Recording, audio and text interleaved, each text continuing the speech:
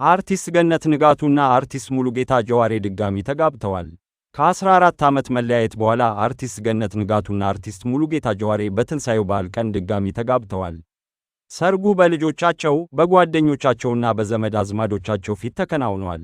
ሁለቱም ጥንዶች በሐሴት ስሜት እንባቸውን እያፈሰሱ ደስታቸውን ገልጸዋል። ሁሉን ነገር ለፈጣሪ አሳልፈን ስትተን ጋብቻችንን ድጋሚ ለመጀመር ወስነናል በማለት መልካም ምኞትን እንድናደርግላቸው ጠይቀዋል።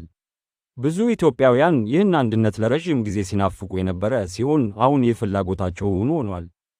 በዚህ አጋጣሚ አፍላ ዴቲንግ አፕ ላስተዋውቃችሁ። አፍላ ዴቲንግ አዲስ ጓደኛ የምንተዋወቅበት አፕ ሲሆን አፍላ ዴቲንግ ላይ የኮሌጅ ተማሪዎች፣ የመንግሥት ሠራተኞች፣ በርካታ ውጭ ሀገር የሚኖሩ ኢትዮጵያውያን የሚተዋወቁበት አፕ ነው። አፑን ከጎግል ፕሌይ ላይ ለማውረድ በመጀመሪያ ጎግል ፕሌይ ላይ በመግባት የሰርች ማድረጊያውን በመንካት አፍላ ኢትዮጵያን ዴቲንግ ብላችሁ ሰርች አድርጉ። በመቀጠል አንደኛ ላይ አፍላ ዴቲንግ የሚል አፕ ይመጣላችኋል። አፑን ኢንስታል አድርጋችሁ ክፈቱት።